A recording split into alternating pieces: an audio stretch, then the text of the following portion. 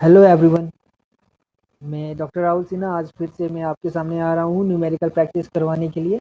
और आशा करता हूँ ये न्यूमेरिकल बेसिक न्यूमेरिकल्स को करने के बाद आप लोग का कुछ कॉन्सेप्ट क्लियर होगा और आप लोग न्यूमेरिकल्स की तरफ और भी अटेंटिव होकर के न्यूमेरिकल सॉल्व कर पाएंगे। तो स्टार्ट करता हूँ ये दो न्यूमेरिकल से पहले, पहला और दूसरा। तो पहला न्यूमेरिकल से स्टार्ट करते हुए पहला न्यूमेरिकल पूछा जा रहा है, rod of 150 centimetre long and of diameter 2 centimetre is subjected to an axial pull of 20 kilo Newton.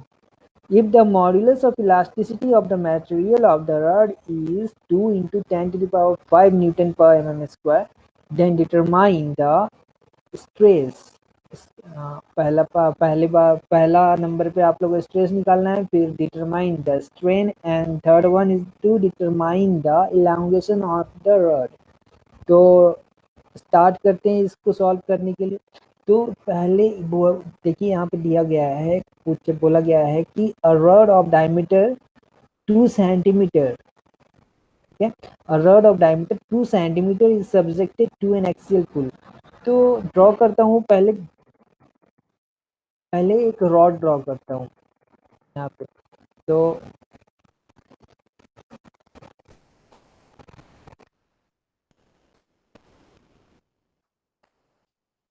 ये हमारा जो क्वेश्चंस के अनुसार हम लोग यहाँ पे एक रॉड ड्रॉ कर रहे हैं, और इसमें बोला गया है, क्वेश्चन में देखिएगा ध्यान से कि बोला गया है एक्सियल पुल, ठीक है। जैसे कि मैं बताया कि एक्सियल पुल, तो एक्सियल पुल हो रहा है तो मतलब क्या, यहाँ पे कौन सा फोर्स लगेगा? टेंसाइल। यहाँ पे अगर एक्सियल पुल हो रहा है तो यहाँ पे कौन सा फोर्स लगेगा? टेंसाइल। तो यहाँ पे हम लोग टेंसाइल फोर्स ड्रॉ कर लेते हैं। एक्सियल पुल है तो हम लोग टेंसाइल फोर्सेस ड्रॉ कर लेते हैं, ठीक है। तो अब यहाँ पे टेंसाइल फोर्स कितना दिया हुआ है? टेंसाइल फोर्स, एक्सियल पुल है तो टेंसाइल फोर्स कितना दिया हुआ है? 20 किलो न्यूटन, 20 किलो न्यूटन, ठीक है।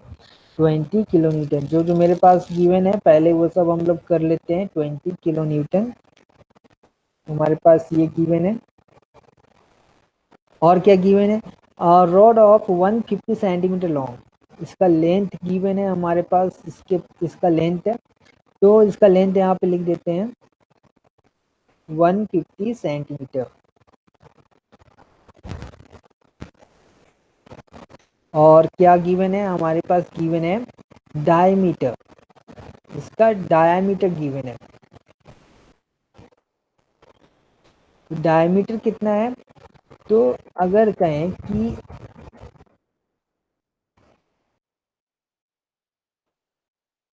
सेंटर एक्सिस से हम लें और ये सेंटर पे हम लोग नापेंगे तो इसका डायमीटर निकलेगा। तो यहाँ पे एक डायमीटर में यहाँ पे ड्रॉ कर रहा हूँ, ये मैं यहाँ पे ड्रॉ कर रहा हूँ 2 सेंटीमीटर।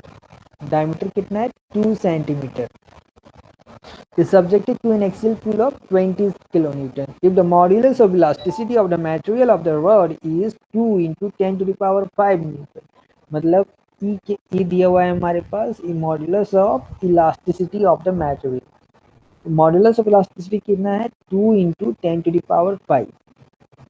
अब इसमें से हम लोग को निकालना है स्ट्रेस। तो स्ट्रेस का जैसा कि मैंने आपको फॉर्मूला बताया था, एक्सियल पुल, अगर मेरा टेंसाइल फोर्स हो रहा है तो एक्सियल पुल बाई एरिया। तो मेरा एरिया यहाँ पे हम लोग कौन सा एरिया कंसिडर करेंगे? ये एरिया, ये सरफेस पे जहाँ पे मेरा फोर्स लग रहा है, तो ये सरफेस का एरिया हम लोग कंसिडर करेंगे। तो जो जो मेरे पास गिवन है, हमारे पास क्या क्या गिवन है? हमारे पास गिवन है डायमीटर गिवन है d इक्वल टू 2 सेंटीमीटर। तो इससे मेरा एरिया निकल जाएगा। एरिया क्या होगा? Pi by 4 D square.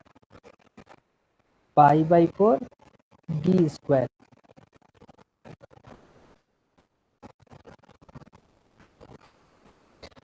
ठीक है, इससे मेरा एरिया निकल जा रहा है। अब एरिया का यूनिट क्या है यहाँ पे, सिंस डायमीटर मेरा सेंटीमीटर में है तो हम लोग क्या ले रहे हैं, D square, D centimetre square कितना निकल जाएगा, सेंटीमीटर स्क्वायर। हम लोग के पास यूनिट है एरिया का सेंटीमीटर स्क्वायर।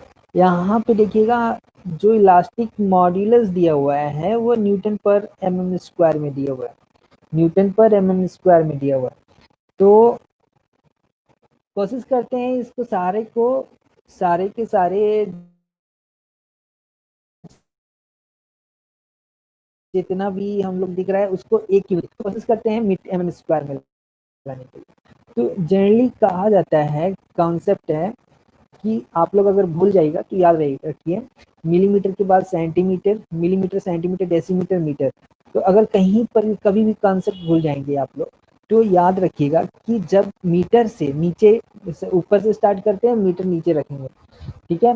तो अब नीचे से ऊपर जाएंगे, एक स्टेप ऊपर गए तो मल्टीप्लाई बाई 10, 2 स्टेप में ऊपर जाएंगे तो 2 बार मल्टीप्लाई बाई 10, और 3 स्टेप ऊपर जाएंगे तो 3 बार मल्टीप्लाई बाई 10। ये जनरल कॉन्सेप्ट है कि अगर कभी कभी कंफ्यूजन भी हो जाता है लोगों को, ऐसा नहीं है, लोगों को कंफ्यूजन भी हो जाता है इसमें कि अरे 1 मीटर है तो इसको कैसे कन्वर्ट करें, कभी कभी हो जाता है कंफ्यूजन, ऐसी बात नहीं है। तो इसको हम लोग कन्वर्ट करते हैं 10 × 10 × 10, 3 बार हम लोग जितना जितना सपोज करिए मेरा सीढ़ी है और जितना स्टेप हम लोग चढ़ेंगे उतना स्टेप हम लोग मल्टीप्लाई करते रहेंगे, उतना बार 10 × 10 मल्टीप्लाई करते रहेंगे। तो यहाँ पे हम लोग एक सीढ़ी चढ़ा तो 10 मल्टीप्लाई बाई 10, 2 सीढ़ी चढ़ा तो मल्टीप्लाई बाई 10 × 10, 3 सीढ़ी चढ़ा तो मल्टीप्लाई बाई 10 × 10 × 10। अब अगर सीढ़ी से नीचे उतरूंगा, अगर हम लोग सीढ़ी से नीचे उतरेंगे तो यहाँ पर डिवाइड, एक सीढ़ी नीचे उतरेंगे तो डिवाइड बाई 10, ठीक है। 2 सीढ़ी उतरेंगे नीचे तो डिवाइड बाई 10 एंड 10, ठीक है। 2 बार हम लोग 10 से डिवाइड करेंगे। 3 सीढ़ी नीचे उतरेंगे तो 3 बार हम लोग डिवाइड बाई 10 करेंगे। तो ये जनरल कॉन्सेप्ट है याद रखने के लिए, जो आप लोग को हेल्प करेगा। अगर आप कभी भी भूल जाएं तो ये स्टेप से आप लोग याद कर सकते हैं कि कैसे हम लोग मीटर से मिलीमीटर में चेंज करें या मिलीमीटर से मीटर में चेंज करें। तो ये जनरल बेसिक कॉन्सेप्ट अभी हम लोग न्यूमेरिकल में भी समझा, अभी हम लोग स्टार्ट कर रहे हैं न्यूमेरिकल में भी, बेसिक न्यूमेरिकल्स हम लोग स्टार्ट कर रहे हैं। तो बेसिक न्यूमेरिकल्स है, ये पहला न्यूमेरिकल जैसे कि मैं बताया आपको, सेंटीमीटर यहाँ पे दिया हुआ, डायमीटर 2 सेंटीमीटर, तो 2 सेंटीमीटर, तो सेंटीमीटर से हम लोग को मिलीमीटर से जाना है, तो मिलीमीटर यहाँ पे हम लोग करते हैं मिलीमीटर से सेंटीमीटर, तो मिलीमीटर सेंटीमीटर से हम लोग मिलीमीटर जा रहे हैं तो क्या करेंगे, हम लोग एक स्टेप ऊपर जा रहे हैं, तो एक स्टेप ऊपर जा रहे हैं तो हम लोग मल्टीप्लाई बाई 10 करेंगे। तो यहाँ पे करते हैं 2 × 10, ठीक है, 2 × 10 सेंटीमीटर, तो ये मेरा हो गया 2 × 10, सॉरी मिलीमीटर, ये मेरा हो गया मिलीमीटर। एरिया यहाँ पे निकल जाएगा हमारा, एरिया हमारा यहाँ पे निकल जाएगा π/4 डी स्क्वायर, डी कितना है, डी है मेरा 2 × 10 mm, तो यहाँ पे हम लोग निकालते 2 × 10 mm, 2 × 10 स्क्वायर, और ये मेरा निकल गया mm स्क्वायर में। अगर हम लोग यहाँ से नहीं होकर के यहाँ से भी निकाल सकते हैं, देखिए 100 सेंटीमीटर है तो हम लोग यहाँ पे 10 × 10 यहाँ से भी निकाल सकते हैं, ऐसा नहीं है, हम लोग यहाँ से भी निकाल सकते हैं, डायरेक्ट यहाँ पर भी आकर के निकाल सकते हैं। जरूरी नहीं है कि हम लोग इनिशियली में ही निकाल mm में कर लें, यहाँ से भी हम लोग mm में कर सकते हैं डायरेक्ट। तो अब इसको कन्वर्ट करते हैं, कन्वर्ट कर दिए हम लोग mm में, अब इसको अरेंज करते हैं, 5/4 इंटू 4, ये बाहर निकल जाएगा तो 2 का 4 हो जाएगा, 10 का हो जाएगा 100। तो हम लोग लिखते हैं 5/4 इंटू 4 इंटू 100। मेरा क्या क्या यहाँ से कट रहा है, 4 यहाँ से कट रहा है तो 4 को काट देते हैं, और मेरा यूनिट में आ गया mm स्क्वायर, mm स्क्वायर। ये मेरा निकला 100 पाई mm स्क्वायर। याद रखिए कभी भी यूनिट आप लोग मत छोड़िएगा, कभी भी आप लोग लिखेंगे यूनिट तो यूनिट कभी भी नहीं छोड़ा जाता है, ठीक है। अब नेक्स्ट हम लोग को निकालना है स्ट्रेस। स्ट्रेस का फॉर्मूला क्या होता है, स्ट्रेस का फॉर्मूला होता है, स्ट्रेस जैसा कि मैंने बताया लास्ट वीडियोस में आप लोगों को बताया था कि stress is force per unit area. तो फोर्स मेरा क्या है यहाँ पर, एक्सियल पुल। एक्सियल पुल कितना है मेरा यहाँ पर, 20 किलो न्यूटन। तो स्ट्रेस इक्वल टू फोर्स पर एरिया। तो यहाँ पर एक फोर्स क्या है, एक्सियल पुल। एक्सियल पुल कितना है मेरा, 20 किलो न्यूटन। यहाँ पे हम लोग लिख देते हैं 20 इंटू किलो न्यूटन में है, तो किलो न्यूटन मतलब 10 cube Newton, 10 cube Newton. Unit हम लोग लिख दे रहे हैं न्यूटन। एरिया हमारा कितना है, हम लोग कितना एरिया निकाले, 100 पाई। यहाँ पे हम लोग 100 पाई एरिया निकाले, तो एरिया निकाल, यहाँ पे एरिया हम लोग लिख देते हैं 100 पाई, और यूनिट क्या है एरिया का, mm स्क्वायर। तो mm स्क्वायर, ये मेरा आंसर आ जाता है। स्ट्रेस मेरा यहाँ पे निकल रहा है, कैलकुलेट करके आप लोग देख सकते हैं। स्ट्रेस निकल रहा है हमारा 63.662, सॉरी हाँ 63.662 न्यूटन पर mm स्क्वायर। ये हमारा जो है, जो क्वेश्चंस के अनुसार हम लोग चले, और क्वेश्चंस के अनुसार हम लोग चले तो हम लोग का जो निकालना था स्ट्रेस वो निकल गया, स्ट्रेस जो निकालना था निकल गया। अब हम लोग को निकालना है स्ट्रेन, ठीक है। हम लोग को अब निकालना है, सेकेंड पार्ट क्वेश्चन का है स्ट्रेन निकालने का। तो जब स्ट्रेन निकालते हैं तो स्ट्रेन के लिए हमारे पास होना चाहिए, स्ट्रेन के लिए हमारे पास, अगर हम लोग स्ट्रेन निकाल रहे हैं तो हमारे पास इलोंगेशन होना चाहिए। तो इलोंगेशन, सिंस इलोंगेशन हम दिया हुआ नहीं है, इलोंगेशन दिया हुआ नहीं है, तो जनरल अब हम लोग हुक्स लॉ को फॉलो करते हैं। इलोंगेशन दिया नहीं है तो हम लोग हुक्स लॉ को फॉलो करते हैं। तो हुक्स लॉ क्या कहता है, stress is directly proportional to strain. Stress is directly proportional to strain, मतलब हमारे पास स्ट्रेस है और स्ट्रेन है। अब इसका प्रोपोर्शनल लिमिट लेते हैं हुक्स लॉ का, प्रोपोर्शनल हुक्स लॉ फॉलो करते हुए जब हम लोग सॉल्व करते हैं तो हमारे पास क्या दिया हुआ है, यंग्स मॉड्यूलस निकलता है। लिमिट ऑफ प्रोपोर्शनलिटी इसका यंग्स मॉड्यूलस। तो हमारे पास दिया हुआ है यंग्स मॉड्यूलस, यहाँ पे देखिएगा यंग्स मॉड्यूलस दिया हुआ है। स्ट्रेस मेरे पास दिया हुआ है एप्सिलॉन, मेरे हमको निकालना है स्ट्रेन। तो स्ट्रेन जब हम लोग निकालेंगे तो डिवाइड यहाँ पे कर देते हैं स्ट्रेस बाई ई। तो ये मेरा आ जाएगा आंसर 63.662 और नीचे कितना है 2 इंटू 10⁵ ये मेरा ऊपर में आया न्यूटन पर mm स्क्वायर। देखिए हमारे यहाँ पे जरूरत पड़ रहा है न्यूटन पर mm स्क्वायर। अगर ध्यान दीजिए इस बात को, अगर हम लोग यहाँ पे एम सपोज करिए कि न्यूटन पर सेंटीमीटर में स्क्वायर में हम लोग यहाँ निकाल देते हैं, फाइनली अगर मान लीजिए स्ट्रेस निकालना होता और हम लोग यहाँ न्यूटन पर सेंटीमीटर स्क्वायर में निकाल देते हैं, तो सेंटीमीटर स्क्वायर को यहाँ से भी हम लोग कन्वर्ट करके फाइनली ये आंसर ला सकते हैं, ताकि हम लोग इस क्वेश्चन को नेक्स्ट पार्ट को हम लोग सॉल्व कर पाए आसानी से। तो सारा यूनिट सेम हो गया। हम लोग को क्या करना है, पहले तो एक्चुअली क्या किया जाता है, सारा यूनिट को हम लोग को सेम रखा जाता है ताकि तब जाकर के आसानी से हम लोग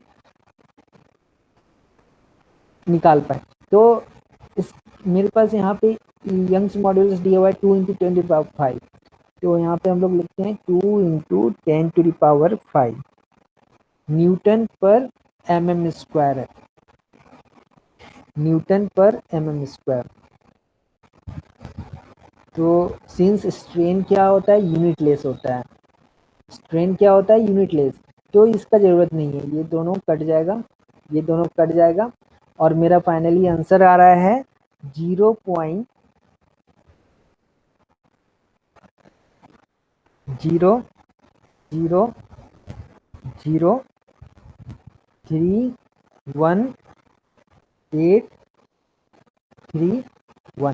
यूनिट लेस है, तो कोई यूनिट लिखें या ना लिखें कोई फर्क नहीं पड़ता है, mm/mm लिख सकते हैं अगर चाहें तो, ठीक है।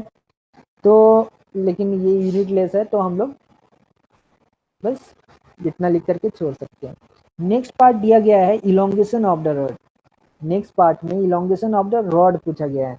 तो since stress is directly proportional to strain and strain, मेरे पास क्या निकला, यहाँ से स्ट्रेन निकला।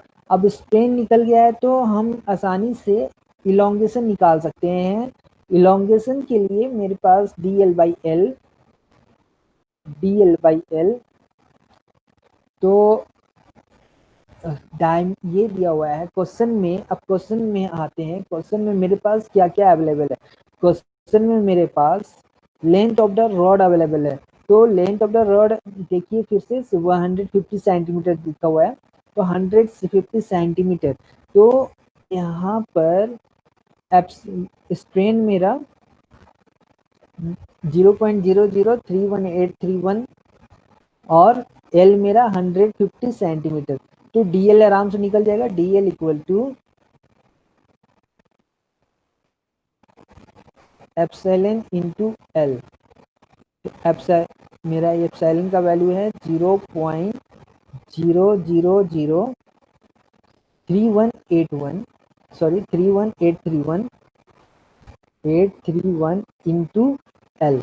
एल कितना है 150, तो इससे मेरा वैल्यू आ जा रहा है, मेरा इलोंगेशन का वैल्यू आ जा रहा है 0.477465 सेंटीमीटर। आशा करता हूँ आप लोग को ये न्यूमेरिकल सॉल्व हो चुका होगा आसानी से। इस न्यूमेरिकल में आप लोग को कोई दिक्कत नहीं आया होगा।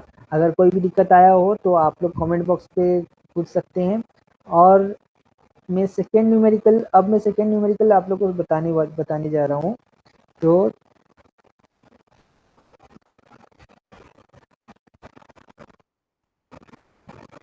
सेकेंड न्यूमेरिकल हमारा पूछा गया है, the safe stress for a hollow steel column which carries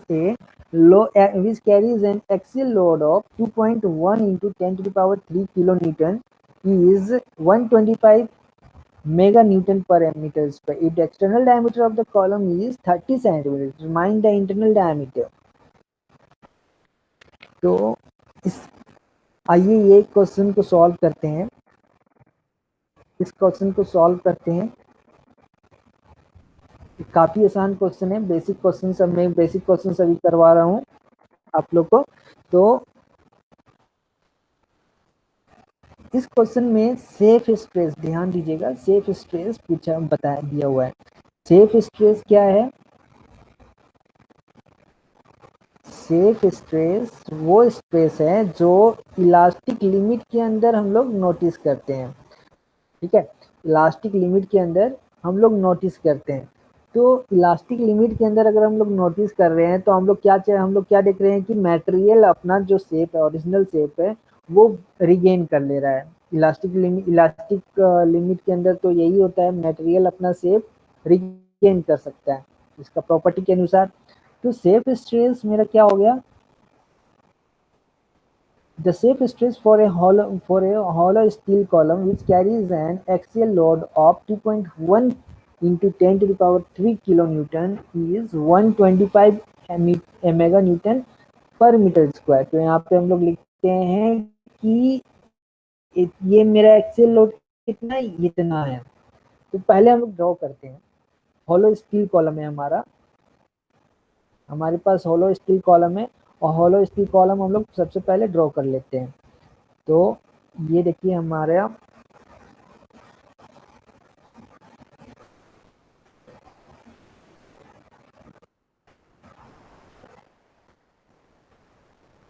ये मैंने यहाँ पे ड्रॉ किया।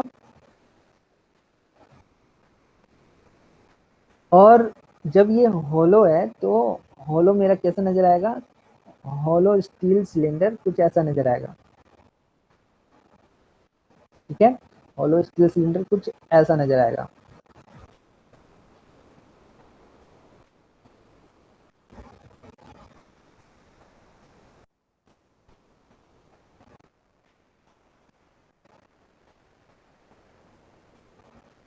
होलो स्टील सिलेंडर कुछ ऐसा नजर आएगा। और जब हम लोग इस व्यू से देखेंगे, जब हम लोग इस व्यू से देखेंगे तो ये स्टील सिलेंडर कुछ ऐसा नजर आएगा आप लोग को।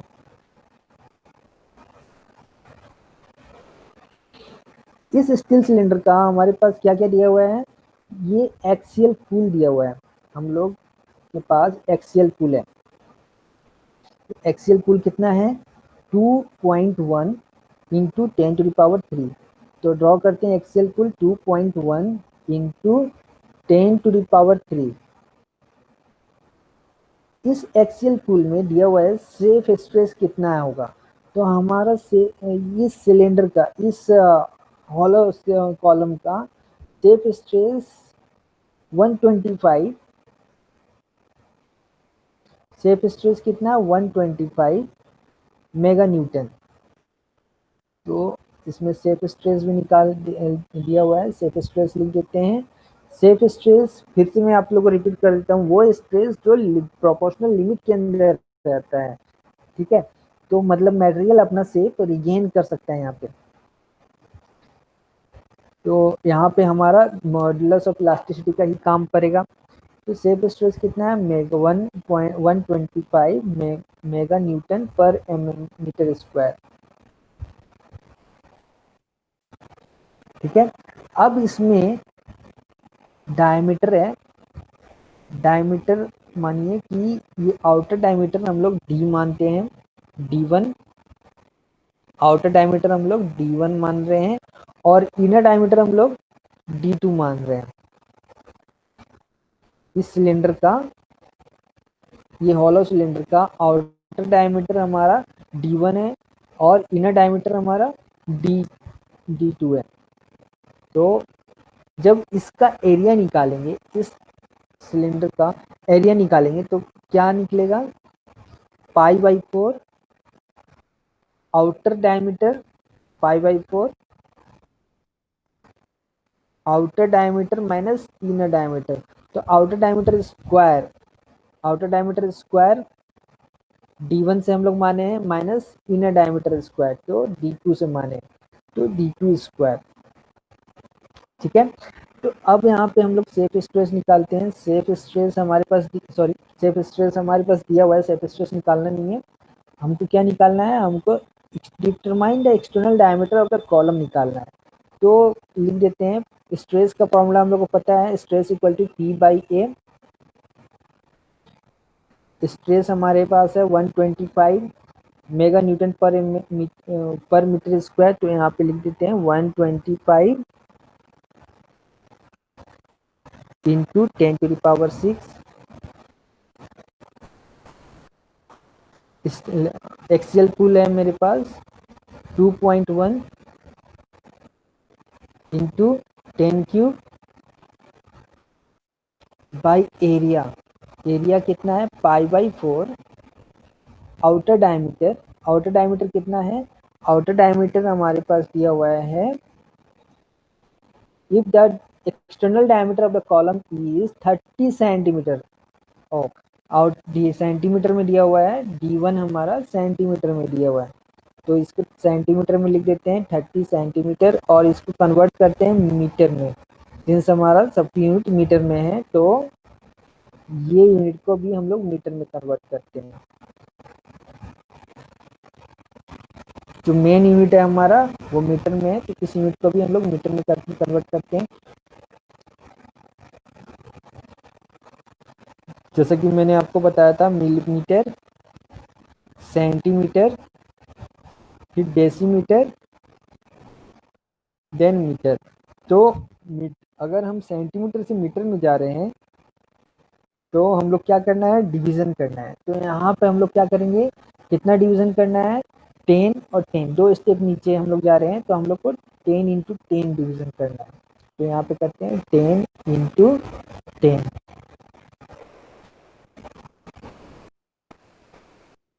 ये निकल गया हमारा मीटर में, तो हो गया 0.3 मीटर, 0.3 मीटर।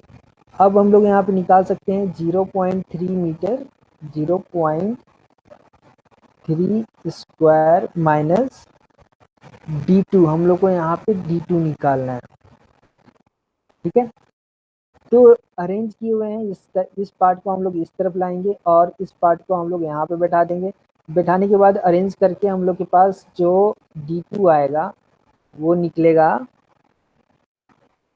जो हमारे पास D2 आ रहा है